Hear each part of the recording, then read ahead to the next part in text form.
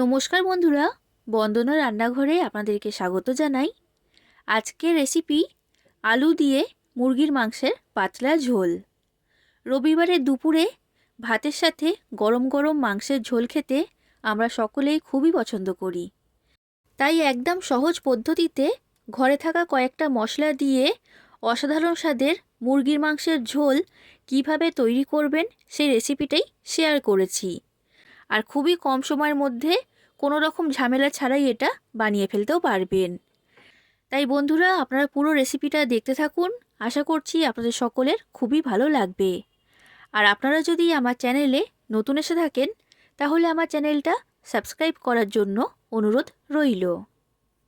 এই রেসিপিটা তৈরি করার জন্য আমি এখানে নিয়েছি 1 কেজি মুরগির মাংস। মাংসটাকে ভালো করে পরিষ্কার করে ধুয়ে নিয়েছি। এবার মাংসটাকে আমি ম্যারিনেট করে নেব।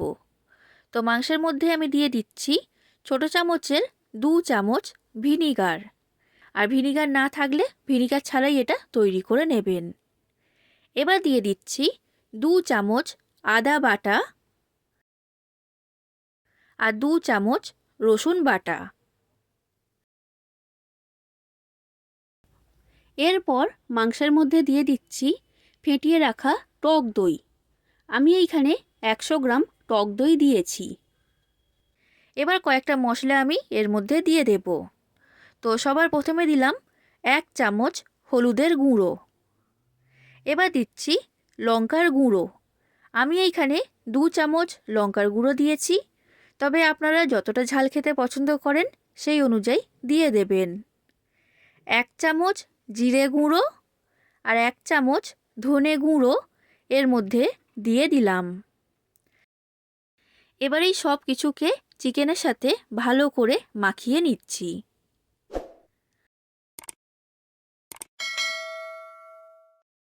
তো দেখুন বন্ধুরা, সব কিছু ভালো করে চিকেনের সাথে মাখানো হয়ে গেছে।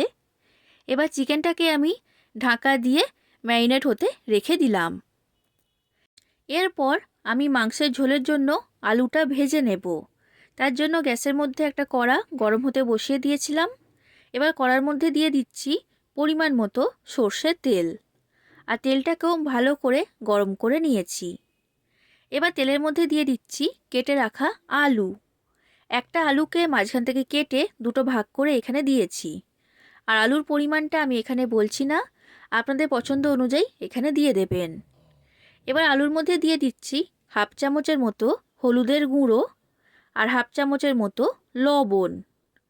লবণ আর হলুদটাকে আলুর সাথে ভালো করে মিশিয়ে নিলাম। এবার গ্যাসের ফ্লেমটা লো ফ্লেমে রেখে কড়াটা ঢাকা দিয়ে আলুটাকে আমি ভেজে নেব। আর মাঝে মাঝে কড়া ঢাকনা খুলে আলুটাকে নাড়াচাড়া করে দিতে হবে, যাতে সব দিক থেকে আলুটা ভালো মতো ভাজা হয়। যতক্ষণে আলুটা ভাজা হচ্ছে এই সময়ের মধ্যে আমি বাকি কাজটা করে নেব। তো এখানে আমি নিয়েছি 4টে বড় সাইজের পেঁয়াজ কুচি আর নিয়েছি একটা মাঝারি সাইজের ক্যাপসিকাম কুচি। এরপর আমি এখানে একটা ভেজিটেবিল চপার নিয়েছি। এই ভেজিটেবিল চপারের সাহায্যে পেঁয়াজ আর ক্যাপসিকামটাকে একদমই ছোট ছোট টুকরো করে কেটে নেব। তবে বন্ধুরা, যদি আপনাদের কাছে ভেজিটেবিল চপার না থাকে তখন আপনারা ছুরির সাহায্যেও এই পেঁয়াজ আর ক্যাপসিকামটাকে এই রকম ছোট ছোট টুকরো করে কেটে নিতে পারবেন, তাহলেও হবে। তো ঠিক একই রকমভাবে পেঁয়াজটা কাটা হয়ে গেছে। এবার ক্যাপসিকামটাকেও আমি কেটে নিচ্ছি।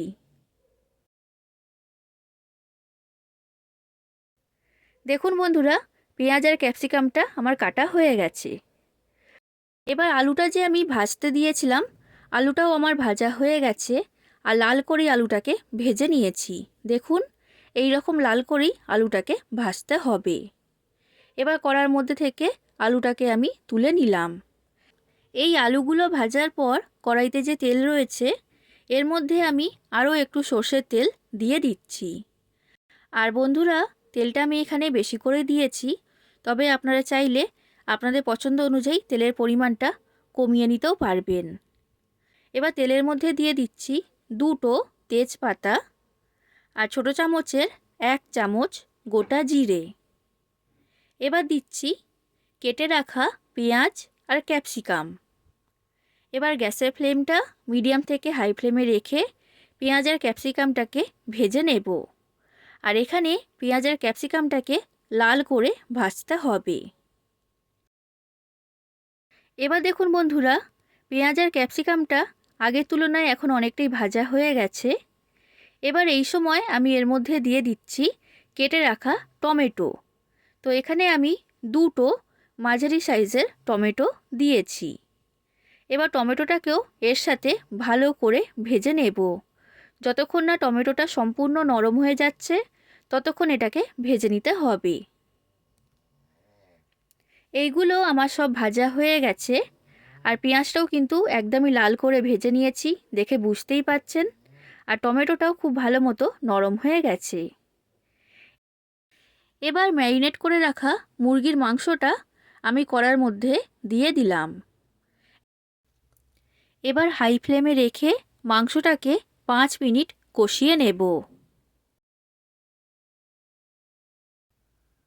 মাংসটা 5 মিনিট কষানো হয়ে গেছে। এবার দিয়ে দিচ্ছি স্বাদ অনুযায়ী লবণ। আর এরপর দিচ্ছি 1 চামচ চিনি। লবণ আর চিনিটাকে মাংসের সাথে ভালো করে মিশিয়ে নিলাম। এবার মাংসটাকে ভালো করে কষিয়ে নিতে হবে প্রায় 15 মিনিটের মতো। আর গ্যাসের ফ্লেমটা লো থেকে মিডিয়াম ফ্লেমে রেখেই মাংসটাকে কষাতে হবে। আর মাংসটা কষানোর সময় কিন্তু কোনোভাবেই জল ব্যবহার করা যাবে না। মাংসর মধ্যে থেকে যে জলটা বের হবে সেটা দিয়েই কিন্তু মাংসটা ভালো মতো কষানো হয়ে যাবে।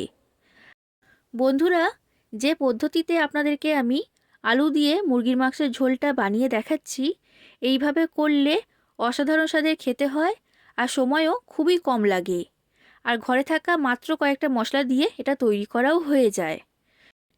আর রেসিপিটা যদি আপনাদের ভালো লাগে তাহলে অবশ্যই লাইক করে দেবেন, যতটা সম্ভব ততটা শেয়ার করে দেবেন আর কমেন্ট করে জানাবেন কেমন লেগেছে রেসিপিটা। আর আমার এই রেসিপিটা যদি এতদূর পর্যন্ত আপনারা দেখে থাকেন তাহলে অবশ্যই আমার চ্যানেলটা সাবস্ক্রাইব করে দেবেন। তো দেখুন বন্ধুরা, 15 মিনিট মাংসটাকে আমি ভালো করে কষিয়ে নিয়েছি। আর এর রঙটা এখন একদমই পাল্টিয়ে গেছে, দেখে বুঝতেই পারছেন। আর এর মধ্যে থেকে প্রচুর পরিমাণে তেল বের হয়েছে। এবার ভেজে রাখা আলুটা আমি এর মধ্যে দিয়ে দিলাম। আর এরপর দিচ্ছি 4টে চেরা কাঁচা লঙ্কা। এবার আলুটাকে আমি মাংসের সাথে ভালো করে মিশিয়ে নিচ্ছি। এবার মাংসের মধ্যে দিয়ে দিচ্ছি পরিমাণ মতো জল। জলটা এখানে বেশি করেই দিয়েছি কারণ এটা মুরগির মাংসের ঝোল তৈরি করছি। আর যে পাত্রের মধ্যে মাংসটা আমি ম্যারিনেট করেছিলাম সেটা ধুয়ে একটু জল এর মধ্যে দিয়ে দিয়েছি। আর এরপর দিয়ে দিচ্ছি ধনেপাতা কুচি। এবার জলটাকে আমি ভালো করে এই মাংসের সাথে মিশিয়ে নিলাম। এবার এই গ্রেভিটা এখন ফুটে উঠতে শুরু করে দিয়েছে।